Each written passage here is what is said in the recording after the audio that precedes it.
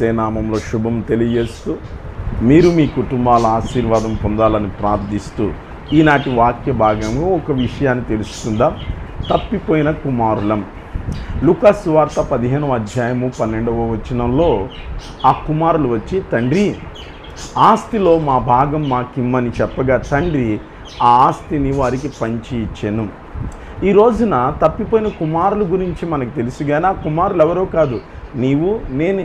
ఏ విధంగా అంటారా? దేవుని మహదైశ్వర్యంలో ఆయన ఇచ్చిన ఆరోగ్యాన్ని, జ్ఞానాన్ని, తెలివిని, బుద్ధిని, బలాన్ని వినియోగించుకొని లోకములో వినియోగిస్తూ అంత వ్యయం చేస్తూ ఉన్నాం. దేవుడు ఈ ఉపమానం ఎందుకు చెప్పారంటే 99 నీతిమంతుల కంటే మారు మనసు అవసరం లేని ఒక పాపి విషయమై చెప్పినట్లు మనం చూస్తున్నాం. తప్పిపోయిన గొర్రె, పడిపోయిన నాణెము, తప్పిపోయిన కుమారుడు.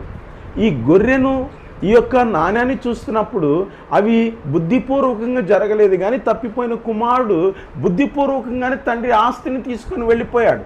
గొర్రెని వెతికాడు, నాణ్యాన్ని వెతికాడు, కానీ తప్పిపోయిన కుమారుని వెతకలేదు. ఎందుకంటే అతనికి స్వేచ్ఛనిచ్చాడు. దేవుడు మనల్ని బలవంతం చేయటం లేదు, స్వేచ్ఛనిస్తూ ఉన్నాడు.